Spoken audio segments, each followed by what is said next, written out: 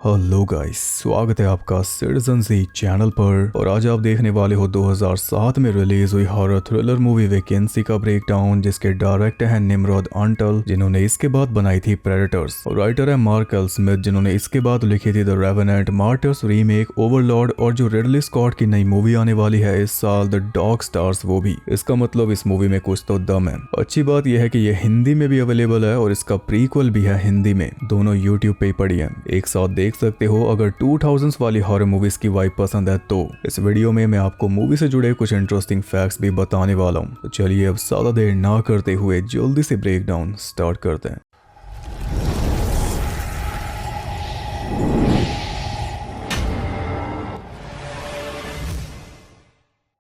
Movie के start में हम मैरिड कपल डेविड और एमी को देखते हैं, जो रात के टाइम अपनी कार में सफर पे निकले हुए थे। दोनों एमी के पेरेंट्स के घर गए थे उनकी एनिवर्सरी पार्टी में, जो कि एक साथ इनकी आखिरी पार्टी थी, क्योंकि जल्दी इनका डिवोर्स होने वाला है। जब से इनके बेटे की डेथ हुई तब से रिश्ता खराब होने लगा था, और अब जाके दोनों ने डिसाइड किया है कि अलग होना ही बेहतर है। इसलिए ये सफर भी साथ में इनका आखिरी सफर है। पार्टी में इस बात का इन्होंने कोई जिक्र नहीं किया, वरना एमी के पेरेंट्स की खुशियां खराब हो जाती। और यही डेविड सोच रहा है कि एमी के पेरेंट्स अब भी साथ हैं, पर ये अभी से अलग हो रहे हैं। इनकी मैरिज एक हार्ड फेज भी सरवाइव नहीं कर पाई। एमी इस बारे में कुछ नहीं सोच रही, वो तो दवाई खाकर पूरे रास्ते सोते हुए जा रही है। उसे डेविड से कोई बात करनी ही नहीं। उसे तो ये भी नहीं पता कि डेविड ने कार हाईवे से उतारकर एक सुनसान पहाड़ी रोड पे चढ़ा ली है, क्योंकि हाईवे पे एक्सीडेंट की वजह से बहुत रश था। डेविड ने टाइम बचाने के लिए ऐसा किया, लेकिन इससे उनका टाइम खत्म होते होते बचा। रोड के बीचों बीच एक रकून बैठा हुआ कुछ खा रहा था। अचानक उस पे नजर पड़ी तो उसे बचाने के चक्कर में डेविड ने पूरी कार घुमा दी। किस्मत से रकून भी बच गया और वो दोनों भी बच गए पहाड़ी से नीचे गिरने से।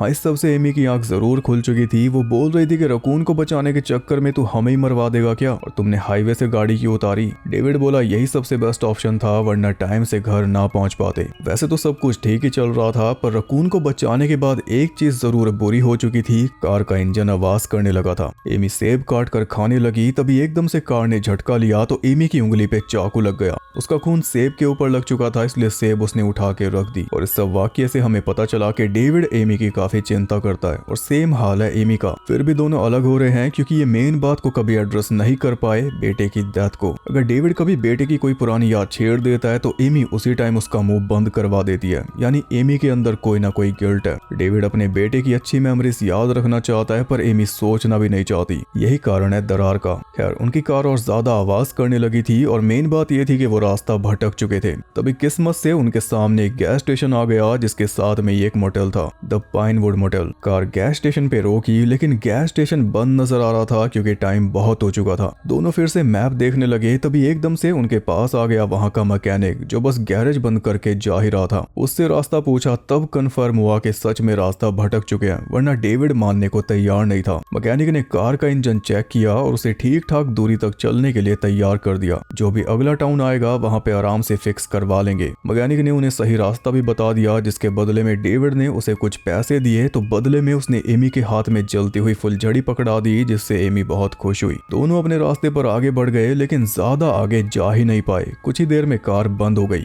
वहां फोन में सिग्नल भी नहीं आ रहे थे, यानी कोई मदद बुला नहीं सकते। और कई घंटों तक उस रोड पे सफर करने के बाद वो इतना तो समझ चुके थे कि कोई और गाड़ी वहां से नहीं गुजरने वाली। बैठे बैठे रात नहीं काटनी थी, इसलिए डेविड ने फैसला किया कि हम वापस गैस स्टेशन पर जाएंगे। लेकिन गैस स्टेशन पर पहुंचकर देखते हैं कि मैकेनिक उसे बंद करके जा चुका था। एमी कह रही थी कि वापस चलते हैं, कार में ही रात बिता लेंगे, पर डेविड पहुंच गया मोटेल में मैकेनिक के बारे में पता करने। और अंदर जाते ही दोनों के दोनों सुन रह गए, क्योंकि रिसेप्शन के पीछे जो कमरा था उसमें से किसी लड़की के जोर जोर से चीखने चिल्लाने की आवाजें आ रही थी। एमी तो वहीं से वापस मुड़ने लगी, लेकिन डेविड नहीं मुड़ा। उसने बेल बजा दी, जिसे सुनकर वहां का मैनेजर मेसन उस कमरे से बाहर निकल आया। चीखें अब भी सुनाई दे रही थी, जिन्हें डेविड ने पॉइंट आउट किया, तो मेसन जल्दी से अंदर जाके टीवी बंद कराया। वो टीवी पे कोई मूवी देख रहा था, उसकी आवाज थी। डेविड ने उससे मैकेनिक के बारे में पूछा, तो उसने बताया कि मैकेनिक तो कल सुबह आएगा। एमी ने पूछा कि आसपास कोई और गैरेज है, तो मैनेजर ने बताया कि क्लार्क का गैरेज है 20 मील दूर। डेविड ने उससे फोन मांगा उस गैरेज में फोन करने के लिए, तो मेसन बोला कि यहाँ पे सिर्फ एक पे फोन है बाहर, जिसमें सिक्के डलते हैं। डेविड ने उससे नोट के बदले में सिक्के ले लिए, पर जैसे ही वो फोन यूज करने जाने लगा, मेसन बोला कि वो गैरेज भी इस टाइम बंद पड़ा होगा। होगा, तो ये बात सिक्के चेपने से पहले बता देता। अब और कोई चारा था नहीं, इसलिए डेविड ने डिसाइड किया कि आज रात हम यहीं पे रुकेंगे। उसने मोटेल में ही कमरा ले लिया।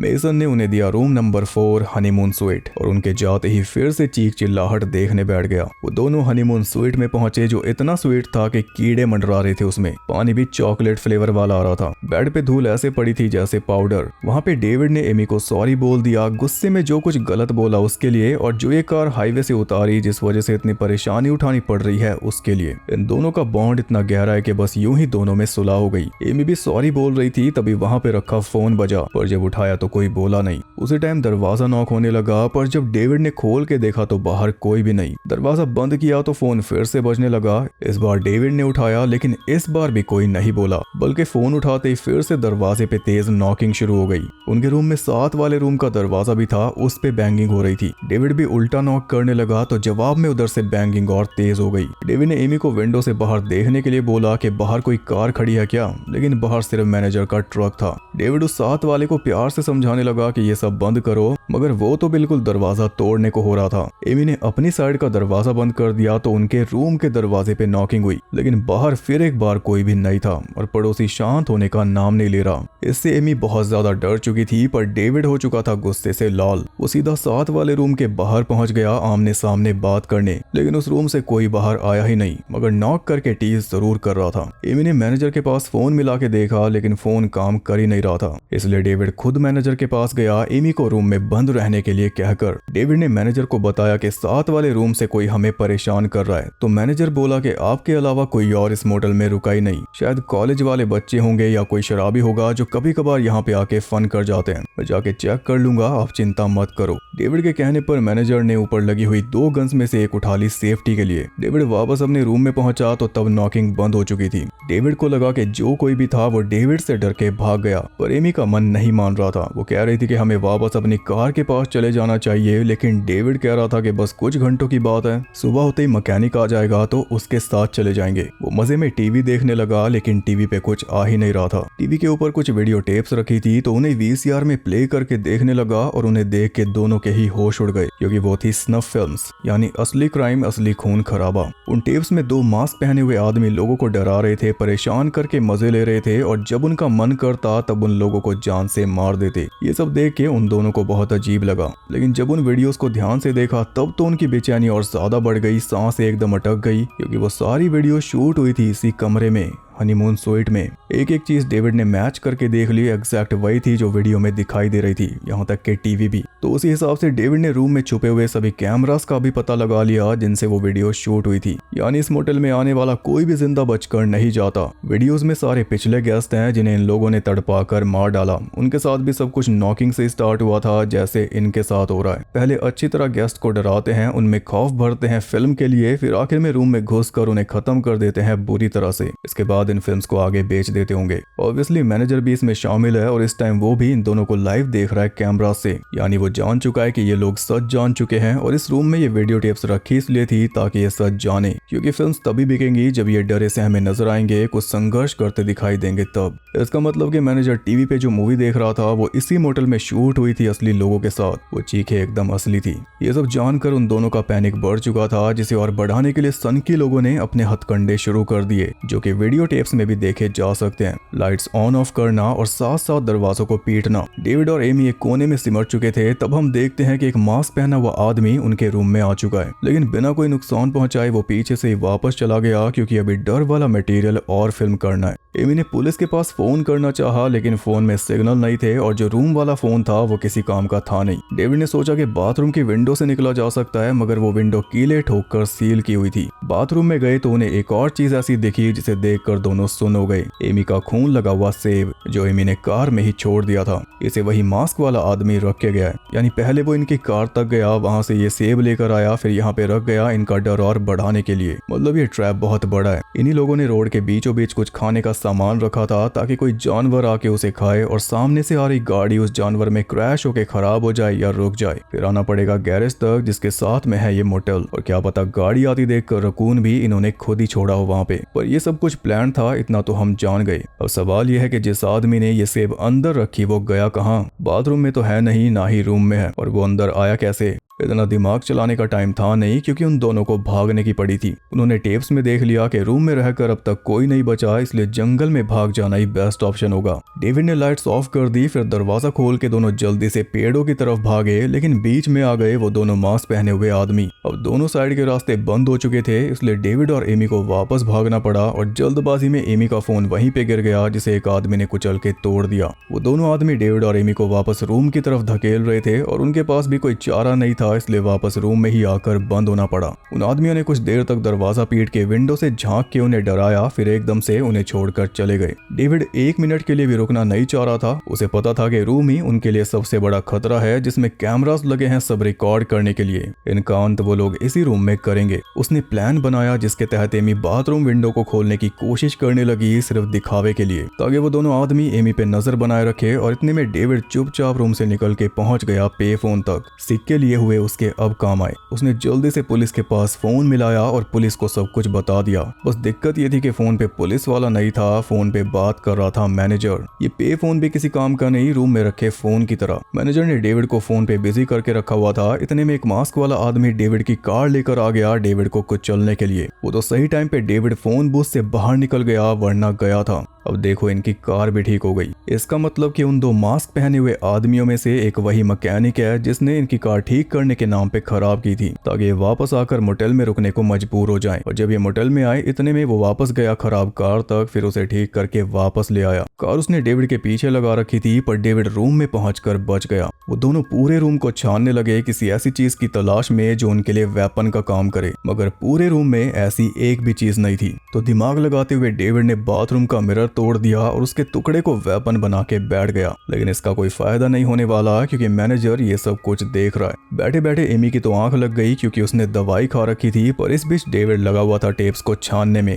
ताकि सनकियों के ऊपर उसे कोई अपर हैंड मिल जाए, उनकी चाल नोटिस करके, उनका तरीका नोटिस करके। और सही में टेप्स को उसने अपने फायदे के लिए यूज कर लिया। उसने पता लगा लिया कि मन भर जाने पर ये सनकी रूम के अंदर कैसे आते हैं। बाथरूम में से, जहाँ पे सेब मिला। जाके बाथरूम को चेक किया तो वहाँ के फ्लोर में उन्हें मिल गया एक सीक्रेट ट्रैप डोर, जिसके नीचे टनल्स का पूरा सिस्टम था, जिससे वो सनकी आते जाते हैं। वो दोनों उसके अंदर जाते उससे पहले बाहर एक ट्रक आके रुक गया। ट्रक में से ड्राइवर निकला तो उसे देख के दोनों सोच में पड़ गए कि इससे मदद मांगे या फिर नहीं। क्या पता ये भी उन लोगों के साथ मिला हुआ हो, वरना इतनी रात को यहाँ पे क्या कर रहा है। पर वो शरीफ दिख रहा था, इसलिए एमी विंडो पे टैप करके उसे बुलाने लगी। दोनों को देखकर वो भी उनकी तरफ आ रहा था। तभी पीछे से वो दोनों आदमी आ गए। तो डेविड और एमी उस ड्राइवर को सावधान करने लगे, पर वो समझ नहीं पा रहा था। तभी एकदम से मैनेजर उसके पास आ गया, उसके लिए टेप्स लेकर। तब उन दोनों को पता चला कि ये ड्राइवर तो सच में मैनेजर के साथ मिला हुआ है। टेप्स लेने आया था, जिनकी और कॉपीज बनाकर सप्लाई करेगा। टेप्स लेकर वो तो चला गया और उसके जाते ही डेविड और एमी घुस गए टनल के अंदर। नीचे से आगे बढ़ रहे थे, तभी सामने आ गया चूहों का मेला,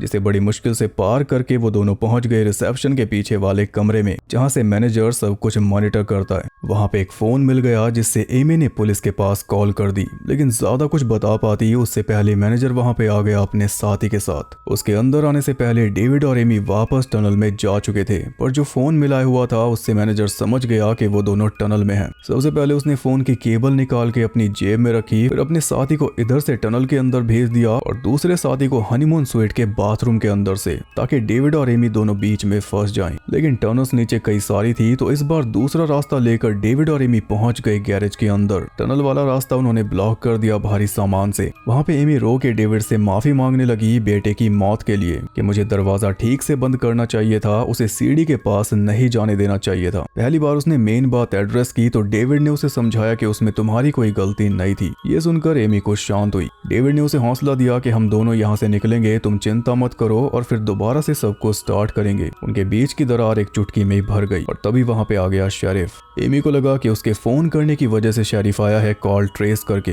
लेकिन इस बार भरोसा करना बहुत मुश्किल था, इसलिए दोनों चुपचाप छुपकर उसे देखते रहे। वो तो नहीं जान पाए, मगर हम जान गए कि शेरिफ एमी की कॉल ट्रेस करके ही आया है। वो मोटेल वालों के साथ नहीं मिला हुआ, पर इस बार डेविड और एमी उससे मदद नहीं मांगेंगे। मैनेजर ने शेरिफ को कहा कि यहाँ तो पिछले 3 दिन से कोई भी नहीं आया, आपको कोई गलत फहमी हुई है। पर शेरिफ को अपनी तसल्ली करनी थी, इसलिए वो आसपास देखने लगा और तब उसे दिखा वो टूटा हुआ फोन बूथ। उसके लिए मैनेजर ने ये बोल दिया कि ये कॉलेज के बच्चों की शरारत है, उनका कुछ करना पड़ेगा। शेरिफ कमरे चेक करने के लिए कह रहा था और सामने था रूम नंबर 3 यानी हनीमून स्वीट के साथ वाला रूम जहाँ से दरवाजा बैश किया जा रहा था। शेरिफ ने रूम खोलने के लिए बोला पर मैनेजर ने खोला नहीं। सही चाबी देखने का नाटक करके वो रिसेप्शन पे चला गया ये बोलकर कि मैं सही चाबी लेकर आता हूँ, और उसके जाने के बाद शेरिफ ने देखा कि दरवाजा तो खुला ही पड़ा था। इधर डेविड और एमी शेरिफ को देख के उस पे शक कर रहे थे कि ये हमें ही ढूंढ रहा है। अगर ये सच में हमें बचाने आया होता तो मैनेजर इसे अकेला छोड़ के कैसे चला जाता, पक्का ये भी मिला हुआ है। रूम नंबर 3 से होते हुए शेरिफ पहुंच गया हनीमून स्वीट में, जहाँ पे उसे टनल भी मिल गई और चलती हुई वीडियो टेप भी, जिससे वो सब कुछ समझ गया। जल्दी से बंदूक हाथ में लेकर वो बाहर निकल आया। इधर गैरेज वाले टनल के रास्ते एक आदमी गैरेज में घुसने की कोशिश करने लगा था। किसी तरह डेविड और एमी ने उसे रोका हुआ था, पर जब उन्होंने घबराए हुए शेरिफ को रूम से बाहर निकलते देखा तब वो समझ गए कि ये मोटेल वालों के साथ नहीं मिला हुआ। इसने भी टेप देख लिया। शेरिफ वहां से निकलने के चक्कर में था। इसे भांपकर डेविड और एमी जल्दी से उसके पास पहुंच गए तो उसने भी दोनों को अपनी कार में बैठा लिया। अब बस जल्दी से निकलना था, लेकिन कार स्टार्ट ही नहीं हो रही थी क्योंकि उसकी इंजन वायर काट दी गई थी। यहाँ मौका देखकर एक सनकी ने शेरिफ को भी निपटा दिया। डेविड कार में रखी शॉटगन उठाने की कोशिश करने लगा, लेकिन वो लॉक्ड होती है। उधर से दूसरा सनकी और मैनेजर भी आ चुके थे, इसलिए दोनों कार से निकल के भाग गए एक रूम के अंदर। वहां से दूसरे रूम में पहुंचे, दरवाजा ब्लॉक किया, फिर बाथरूम में जाके विंडो तोड़ दी, लेकिन वो इतनी बड़ी नहीं थी कि उसमें से निकला जा सके। डेविड ने देखा कि वो तीनों शेरिफ की कार को ठिकाने लगा रहे थे, यानी बिजी थे। डेविड के पास यही मौका था रिसेप्शन तक जाके वहां ऊपर लटकी हुई गन उठाने का, पर पहले उसने एमी की सेफ्टी देखी। इधर उधर देखा तो रूम की सीलिंग में उसे जगह दिख गई, तो एमी को उसने सीलिंग में छुपा दिया और उसके कपड़े का एक छोटा सा टुकड़ा फंसा दिया टूटी हुई बाथरूम विंडो में, ताकि उन लोगों को ऐसा लगे कि एमी यहाँ से भाग निकली। एमी को सेव करके वो जैसे रूम से बाहर निकला, सनकी ने उसे स्टैब कर डाला। तभी मैनेजर आ गया कैमरा लेकर और उसने डेविड को दम तोड़ते हुए करीब से रिकॉर्ड किया। एमी भी ऊपर से ये सब देख रही थी और बस किसी तरह उसने अपना मुंह बंद करके रखा हुआ था। डेविड के मरते ही वो अंदर घुस गए एमी को पकड़ने के लिए, लेकिन बाथरूम विंडो में उसका कपड़ा फंसा हुआ देखकर उन्हें लगा कि एमी भाग निकली, इसलिए वो तीनों उसकी तलाश पे निकल पड़े। सुबह होने पर एमी नीचे आई और वो धीरे धीरे डेविड के पास जा रही थी, तभी पीछे से आ गया एक सनकी। उसे देखकर एमी भागी अपनी कार की तरफ। उसने कार स्टार्ट की ही थी कि तभी पीछे से दूसरा सनकी आया और सनरूफ तोड़ते हुए अंदर घुसकर उसने एमी का गला पकड़ लिया। तब एमी ने भी फुल स्पीड में कार भगाकर एक रूम के अंदर घुसा दी, जिसके बाहर दूसरा सनकी खड़ा था। तो कुछ इस तरह कार क्रैश करके एमी ने दोनों सनकियों को निपटा डाला, और जो आगे फंसा था वो था वही मैकेनिक। अब बचा था मैनेजर, जो उसी तरफ आ रहा था, इसलिए एमी भाग के पहुंच गई रिसेप्शन वाले रूम में मैनेजर के ट्रक की चाबी ढूंढने। सबसे पहले उसने टनल वाले रास्ते को ब्लॉक किया, फिर उठा लिया हथौड़ा। इसके बाद ऊपर से गन उतारने की कोशिश की, पर तभी मैनेजर आके टेलीफोन केबल से उसका गला घोटने लगा, जिस बीच गन थोड़ी दूर जा गिरी। मैनेजर का मुंह नोच के एमी ने खुद को छुड़ाया, जिससे मैनेजर और ज्यादा गुस्सा हो गया। बदले में एमी को मार पीट कर वो उसकी वीडियो बनाने लगा। तब एमी ने उसे लात दे के मारी, तो बदले में वो एमी को उठा के इधर से उधर फेंकने लगा, और इस बीच गलती से उसने एमी को फेंक दिया गन के ऊपर। एमी ने गन उठा के उसके ऊपर गोली चला दी, लेकिन गोली चली नहीं क्योंकि उसने हैमर कॉक नहीं किया था। इतने में मैनेजर को मौका मिल गया अपनी गन निकालने का, लेकिन वो ट्रिगर दबा पाता उससे पहले एमी ने हैमर कॉक भी कर दिया और ट्रिगर भी दबा दिया। 3 गोली मारी तब कुछ बात बनी। उसे निपटाने के बाद एमी पहुंची डेविड को देखने, और वो ये देखकर खुश थी कि डेविड अब भी जिंदा था और उसे मेडिकल केयर देनी होगी जल्दी। इसलिए एमी फिर एक बार भागकर मैनेजर के पास गई और उसकी जेब में से केबल निकाल के उसने टेलीफोन में लगाई, फिर आगे फोन मिला दिया पुलिस के पास। इसके बाद वापस डेविड के पास जाके बैठ गई जब तक हेल्प आए तब तक, और इसी के साथ ये मूवी हो गई खत्म। ऐसी जो मूवीज होती हैं या हुआ करती थी सीधी स्टोरी वाली लेकिन सस्पेंस से भरपूर, ये मुझे बहुत ज्यादा पसंद है। पूरी स्टोरी का अंदाजा हम सब ने पहले लगा लिया था, मैकेनिक, मैनेजर, सब कुछ। उसके बावजूद भी जब ये मूवी एक बार स्टार्ट हो जाती है तो थ्रिल इसमें ऐसा है कि सांस लेने का मौका देता ही नहीं। खास बात यह है कि अगले साल इस मूवी का प्रीक्वल आ गया था, जिसमें बैक स्टोरी बताई गई है कि ये सारा काम शुरू कैसे हुआ था, और राइटर भी सेम है, इसलिए घबराने वाली कोई बात ही नहीं। अगली वीडियो इसके प्रीक्वल पे ही आएगी। फिलहाल बात करते हैं मूवी से जुड़े कुछ इंटरेस्टिंग फैक्ट्स के बारे में। $19 मिलियन के बड़े बजट में इसने कमाए थे $35.4 मिलियन, इसलिए अगले साल प्रीक्वल आ गया। तो यकीन नहीं होता कि इस मूवी पे इतना पैसा लगा, क्योंकि ऐसा तो कुछ हाई फाई था भी नहीं इसमें। पर यही तो बात है, ज्यादा पैसा लगा मोटेल बनाने में। जो पाइनवुड मोटेल था वो कोई असली जगह नहीं थी, उसे स्पेशली इस फिल्म के लिए बनाया गया था। पूरा स्ट्रक्चर इंक्लूडिंग गैस स्टेशन और गैरेज, वो भी 2 अलग अलग सेट बनाने पड़े। एक्सटीरियर जो था वो अलग सेट था, और मोटेल का इंटीरियर जो था यानी अंदर वाले जितने भी सीन्स थे वो अलग सेट था। लेकिन देख के कोई बता ही नहीं सकता, इतना तगड़ा काम किया गया। और क्योंकि वो मटेरियल खास मूवी के लिए बनाया गया था, इसलिए तो आखिर में उसमें गाड़ी घुसा दी। वो रियल स्टंट था, उसमें कुछ भी फेक नहीं था। क्लासिक द विजर्ड ऑफ ओजी जिस सेट पे शूट हुई थी, इसका एक सेट उसी पे बनाया गया था। मूवी के स्टार्ट में हमने देखा था कि डेविड और एमी की जरा भी नहीं बन रही थी, और ये बात बिल्कुल सच है। उनकी जो केमिस्ट्री थी वो एकदम रियल थी। सेट पे केट बेकिनसेल और लूक विल्सन की आपस में जरा भी नहीं बनी, बल्कि बहुत ही ज्यादा बात बिगड़ चुकी थी। केट लूक से परेशान हो चुकी थी क्योंकि वो सेट पे लेट आते थे, नशे में आते थे और सीन की उनकी कोई तैयारी नहीं होती थी। दोनों के बीच बात ऐसी बिगड़ी कि लूक ने केट के सीन्स में सामने खड़ा होने से साफ मना कर दिया। जैसे जब स्क्रीन पे एक ही बंदे को दिखाया जाता है और दूसरा कैमरा के पीछे खड़ा होता है ताकि सामने वाला उसकी तरफ देख के अपनी लाइंस बोल सके, उन सीन्स में लूक ने खड़ा होना बंद कर दिया था। अपने बजाय किसी और को खड़ा कर देते थे और इससे एक्टिंग पे सीरियस फर्क पड़ सकता है। तो इसके बदले में केट ने भी सेम किया। लूक के लिए ऑफ कैमरा वर्क करने से साफ मना कर दिया, बल्कि किसी और को भी नहीं भेजा, बस अपनी फोटो भेज दी एक नोट के साथ जिसपे लिखा था कि इसे देख के अपनी लाइंस पढ़, वही अच्छा होगा दोनों के लिए। एमी का रोल पहले सारा जेसिका पार्कर करने वाली थी, पर बाद में उन्होंने मना कर दिया, तब ये रोल केट को मिला था। बॉन्ग वाटर में भी लूक का नाम डेविड ही था। इसमें जो हमने स्नफ फिल्म्स देखी वो ऑब्वियसली सच में शूट की गई थी और शूटिंग के पहले दिन ही सारी खत्म कर ली थी। उन वीडियो टेप्स में सभी विक्टिम्स प्रोफेशनल स्टंट करने वाले थे। उनकी खास जरूरत थी क्योंकि शूटिंग में बहुत उठापटक करनी थी। उन वीडियो टेप्स में पूरा केओस दिखाना था, ऐसा दिखाना था कि असली स्नफ फिल्म्स हैं। तो ये जेन्युइन फील लाने के लिए उन एक्टर्स को कोई भी रिहर्सल नहीं करवाई गई, बस एक बार बता दिया था कि ऐसा होगा। यही रीजन है कि वो टेप सच में भयानक लग रही थी, क्योंकि उनमें सारी चीख चिल्लाहट मौके पर एकदम असली थी। विक्टिम्स का पूरा रिएक्शन जेन्युइन था।